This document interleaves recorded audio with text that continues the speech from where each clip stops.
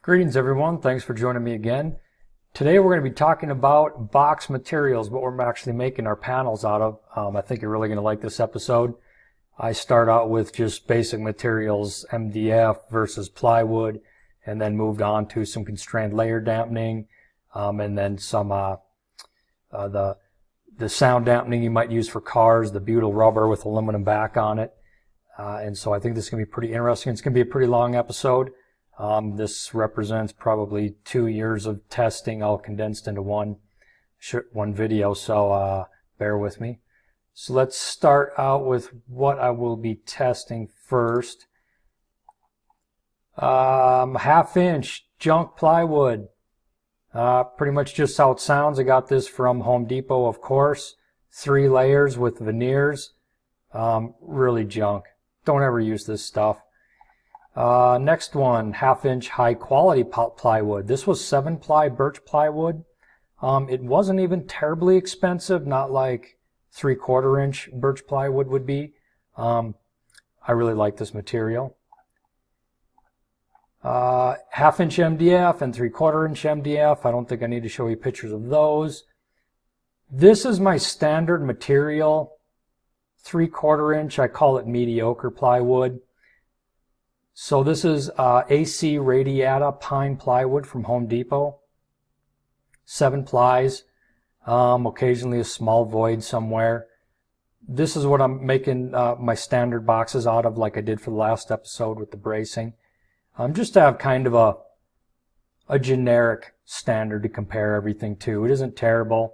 It isn't great. What is great, at least in many people's mind, well, I bought some 3/4-inch Russian birch plywood, 13 plies, super high quality stuff. I mean, when you machine it, you never see a void. It's, 13 plies, really expensive. So how did they compare? So starting off with the 1/2-inch thicknesses.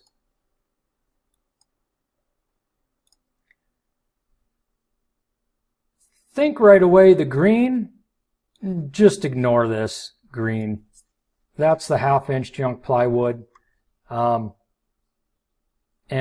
these right here, I can only assume are voids within the plywood causing that vibration. So I would just avoid that stuff altogether. So we're really just looking at the red and the blue, the high quality plywood and the MDF. The first thing that I would say to notice is how similar all these are. And really even including the junk plywood, but even if we take that one out. If you look at, here's your MDF peaking right there, and the high quality is peaking just to the right. I would put these as basically the same performance. You can see the levels are about the same for each of the peaks. And the MDF is really just shifted to the right, which makes sense because MDF flexes more than plywood does. So the resonances are just slightly lower. But the energy, to me, is really, on average, the same, just shifted lower. When we get up higher, the MDF drops down here, then it's about the same as the high quality. Then we see it drop down again, really drop down here and get an advantage. And then it's about the same as the high quality. And then it's actually a little bit worse than the high quality, then about the same, and then on average, probably the same there, but we really don't care about this region a whole lot. So I think that's probably the first thing that was kind of a surprise. I think people expect MDF to be so much different than plywood. And in the 1/2-inch, I mean, it really wasn't. And if we consider this to be a push, just shifted lower in frequency, really we're kind of looking at this area. And I mean, on average, MDF is a little bit better. So moving on to the 3/4-inch materials, I just realized I don't have my MDF on here. But I'll get to that in a second. So this is the high quality Russian birch plywood versus just some standard stuff at Home Depot. And I mean, first thing that jumps out at me is this ain't so different. I mean, that's pretty much the same. This little 2 dB, not even 1.5 dB difference is just not important enough to me to spend triple the amount of money. Now, we do have this. Certainly that's a concern. Could be a void. So that might be one reason why you might not want to use this. But with the mediocre ply, we do have this created now, a new peak. And really, we could probably throw that one in there, but that's kind of about the same character as what had been going on. So that's a concern. Maybe it was a void. I'm not real sure, or maybe it's just a characteristic of the material and you can expect that. On the other hand, we're getting above 2,000 here. So probably in normal use, your woofer's already, probably a good 6 dB down as it's crossing over. I'm not sure you're really going to hear that. At the end of the day, from here to here is 15 dB, so I think you're going to hear that before you hear this. The MDF, even though I don't have it on here, as you would expect by looking at the 1/2 inch, it behaves the same. It's a little bit flexier than these two, so it's more like right here, and then it peaks about the same as the high quality, just a little bit lower, and then kind of does a dance. And just like the 1/2 inch, it tended to be the lowest in this area. So again, MDF, slightly better damped, I would say, than your average plywood, but really so close in the region you're probably going to hear it. Now I know people say they hear differences and and they like the plywoods better. Sometimes I wonder if the exact frequency that the resonances are at, maybe it's higher in a range that's more pleasing for some of the music some people like, and the MDF is kind of a little bit lower, so maybe it's not as pleasing, or it just sounds duller because it's lower frequency, and so people think it sounds dull. I'm just not sure. Or maybe it's the superiority of the dampening in those higher frequencies that makes it sound duller and less musical, when really it's just putting out less energy. I don't know the answer to why people prefer one or the other that have done tests. I don't doubt their perceptions. It is interesting. Moving on. Okay, moving on to the constrained layer dampening construction.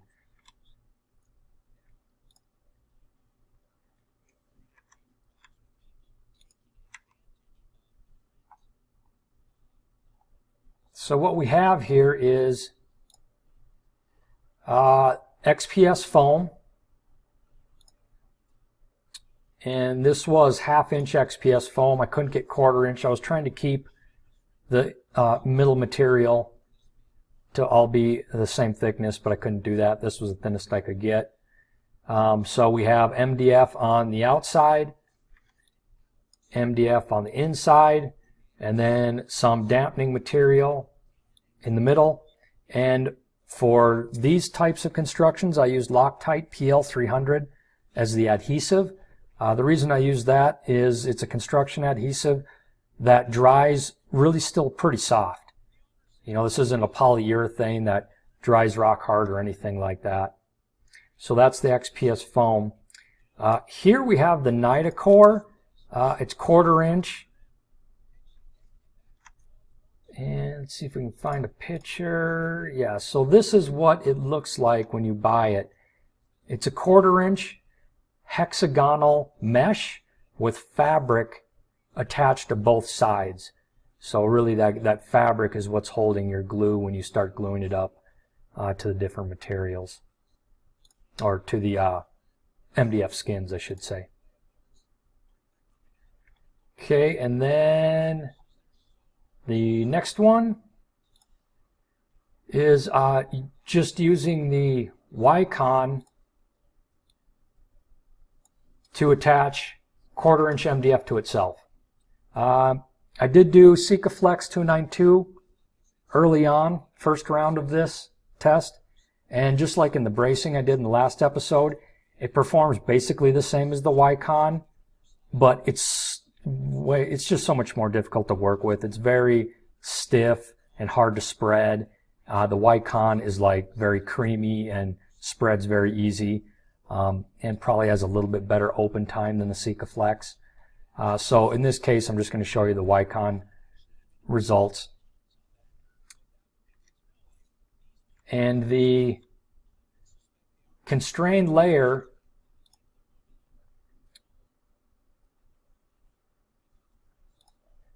in the MDF is 1/32 inch thick. And the way I came up with that is I had a trowel that was a fine tooth, square tooth, 1/16 size of the tooth. And so when you spread that out, you'd have 16th inch beads that were 16th inch tall, that were 16th inch from the next bead. And then if you apply it like tile, where you take a panel and go crossways across the grain of the beads, it collapses those beads, expels all the air, and you end up with a uniform 1/32 of an inch thickness. If you're in a metric country, that would basically be 1 millimeter. It's much thinner than you probably expect it to be.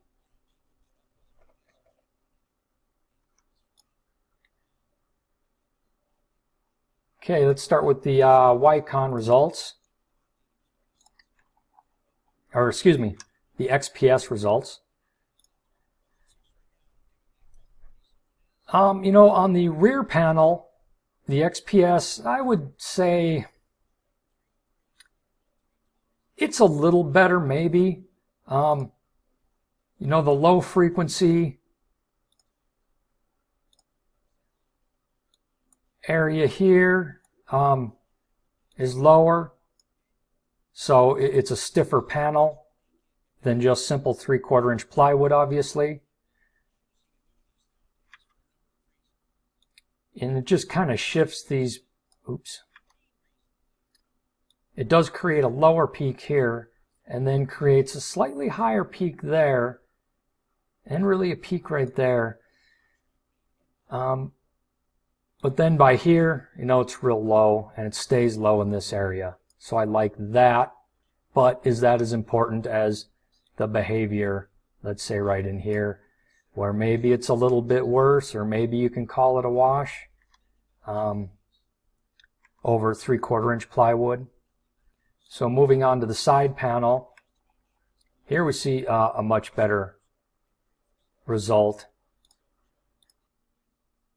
Here we're showing actually a little bit flexier and creating a lower peak, but really knocking down this area. I mean, a lot, all the way down to here. So think about, yeah, this is a little worse, although this is an unbraced box. So probably if we braced it, it would be converge with this one. But look at all this energy that just got knocked down, you know? So that's doing a pretty good job there on the side panel.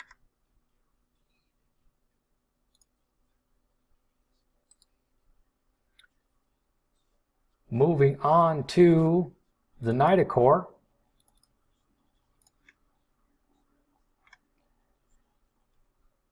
Rear panel, you know, I would have to say overall better than the 3/4 inch plywood.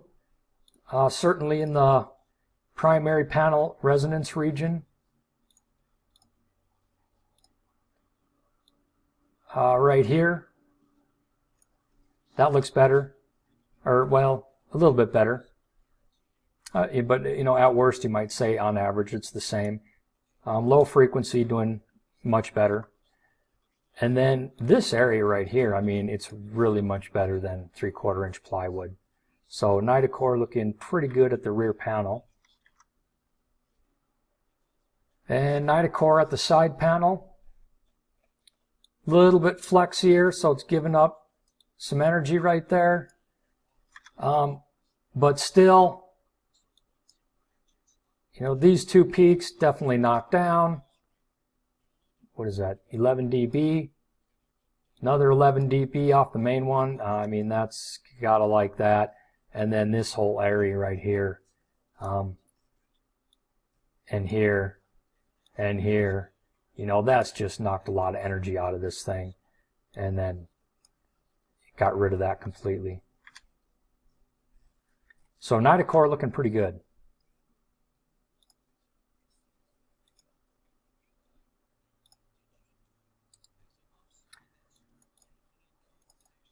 Okay, looking at just the simple 1/4 inch MDF attached to itself with the Wycon rear panel.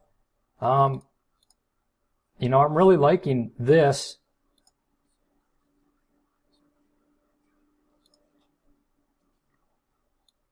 Did create a little bit of a peak there, but lower here. And is that even high enough to really matter? Not so sure. But you gotta like when it stops there and takes 7 dB off the primary panel resonances right there. So doing an excellent job there. Gives up a little bit right here. But then really pulls ahead right here as it's just at the bottom of all of this area. So the Wycon looking really good at the rear panel. Wycon at the side panel. Again, this is a little bit, so this is 3/4 inch plywood versus what is effectively 1/2 inch MDF. And so you can see the primary resonances have really just shifted lower. So you have to ask yourself, is this really worse? When you consider that, we'd probably brace this box, okay, and it would shift, it would get rid of this whole low frequency area would probably converge with the plywood if you added bracing. But max peak is knocked down 13 decibels. That's pretty awesome. And then even when you add the bracing, this huge amount of energy that's gone, is still largely going to be there. And then this area right here, where it's just at the bottom, that's still going to remain. So Wycon looking excellent at the side panel also.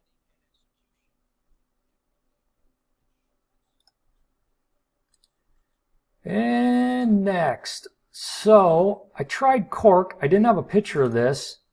But it looks just like the Nitecore. It was 1/4 inch cork between two sheets of 1/4 inch MDF attached with the PL300. Rear panel. So I haven't looked at this in a while. Rear panel, I'd say it's about a wash with the 3/4 inch plywood. At the primary panel resonances anyway. But I would note that in this area right here, it's really dropped down level. So that's good. So it's doing a little something at the rear, but not terribly impressive compared to, Nitecore or just the Wycon simple CLD. Side panel, this looks really excellent, much like the Wycon.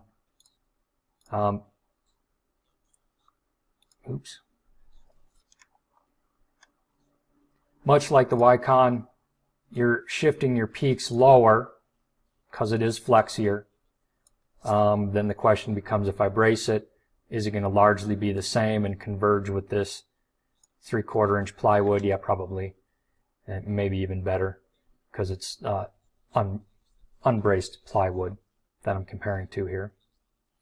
But still, you're really knocking down the major peaks, just a huge amount. So you got to like that. And then in this region also, I would say quite good. Moving on to HardieBacker. So HardieBacker is a 1/4 inch thick cement and paper composite that's used for like underlayment for when you do tile or flooring. I really like this stuff. This is better than, there's some cement or concrete, probably cement, underlayment boards that are really brittle and they crush really easily or snap really easily. This HardieBacker is not like that. It's really not brittle, but it's still cement and paper, so it's hard, it's heavy, and I think we can see at the rear panel probably the best showing so far on average, because as high as it gets is right there through this whole region. That's really excellent. So we're knocking down 10, 11 dB easy right there at the primary panel resonances. And of course, once you get into this upper area, it's just down at the bottom, much like some of the better other competitors. Moving on to the side panel. Again, I really like what I see with the HardieBacker.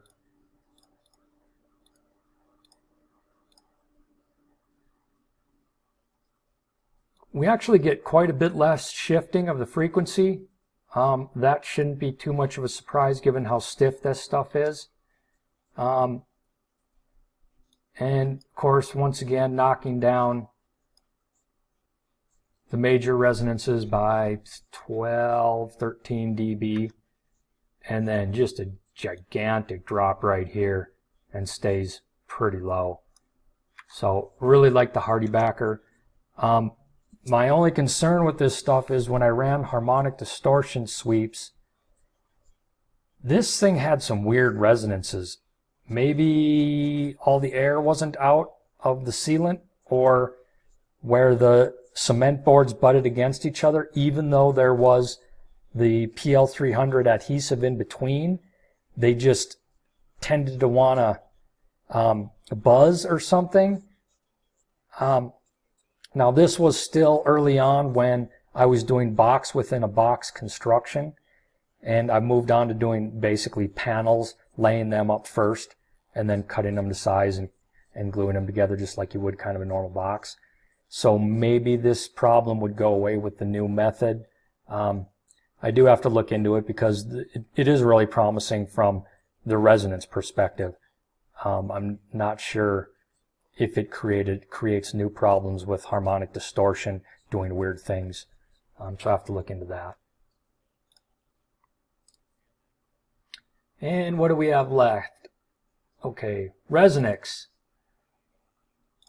So this stuff is sort of the stuff you would find for damping car panels. It's a butyl rubber adhesive and then aluminum sheet on one side. Now I will say this stuff isn't all the same, even though you would think that butyl rubber and aluminum sheet should all be the same, but it's not. And in fact, the guy that makes this, before he ever thought about making any of this stuff, had done a really long bunch of tests on DYI Mobile Audio website. You can go look it up, where he tested a bunch of these and sorts of dampening materials, and set, half of them were aluminum with some sort of either butyl rubber or asphalt, and it turned out they were really different. And one of them was really excellent. And that company eventually quit producing their dampening material, and so the guy that did the test said, what the heck, I'm going to try to source the same stuff and get it back out to the DIY community. So that's what this stuff is.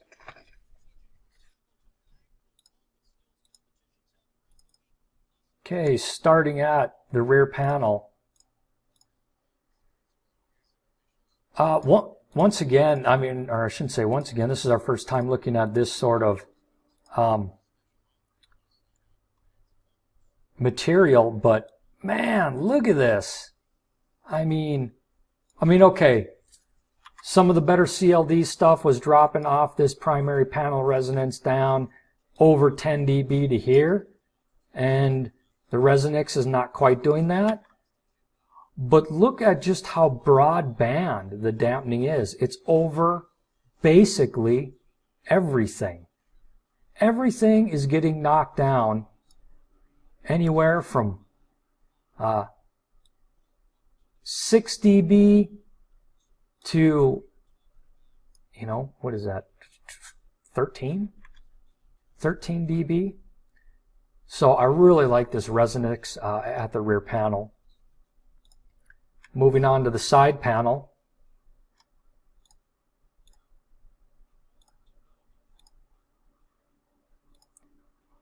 Not quite as awesome, but clearly still doing the job.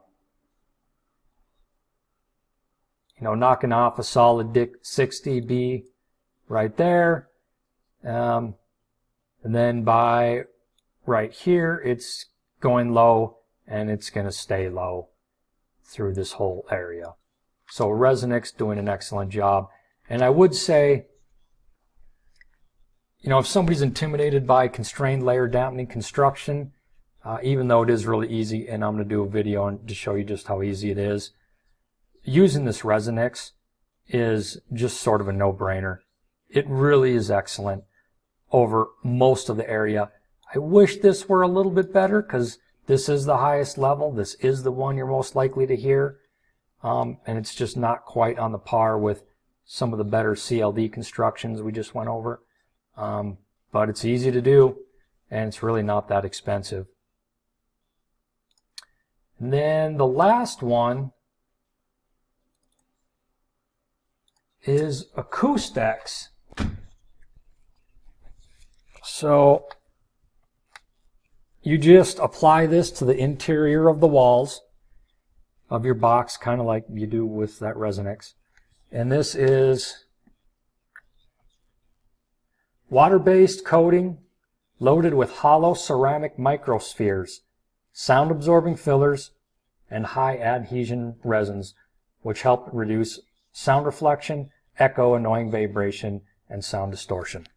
And I put this on exactly like it said, 2 coats, and you actually dab it on, so it's an uneven coat. You don't want it even at all. And when I did the old tap test, it made a huge difference. It went from a high knock to a thud thud. I thought, well, hey, this stuff seems like it's doing something. But as many people have said, the tap test is very deceiving. And let's take a look at these results. I can't see this is even really doing hardly anything.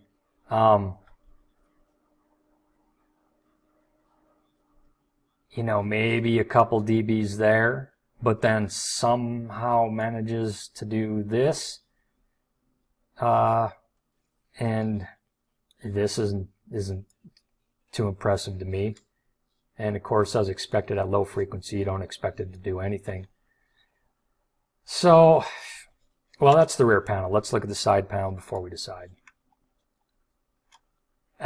Same story. The most marginal difference at the primary panel resonances, and above that, nothing to write home about. So, this stuff I had high hopes for. The knock test seemed promising, but when you do actual measurements of what it's radiating over broadband and not just an impulsive whacking of something, it just paints a different story. And I do wonder, though, what this would be like as a constrained layer adhesive. We might see quite a bit of benefit, maybe over some of the others there, but I have not done that, so I can't say for sure.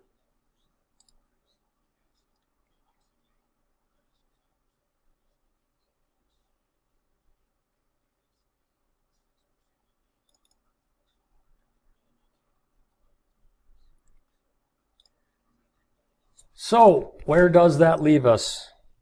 Well, most of the woods, just pure wood, are fairly similar as long as they're average quality or better.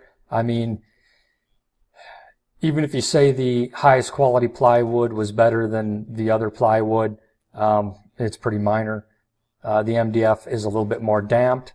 Some people say they can hear the sound. And here's the thing. The primary panel resonances are still quite high across these woods. So, they're going to have a sound, and you got to do something about them. So that's where we move on to constrained layer dampening. If you can't do the constrained layer dampening, Resonix is awesome. Use that stuff. Or you can use it with the CLD, and that's going to be pretty awesome.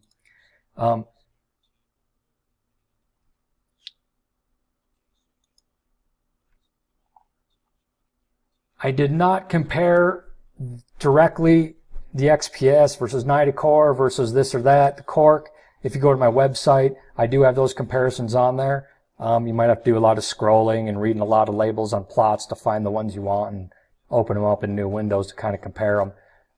But let me just tell you kind of how I rank these after having looked at them compared against each other. The XPS foam, cool idea, not the best performer. Nitecore, good performer. And I would add all of these that use this central layer, a third layer, they're kind of a real pain to construct.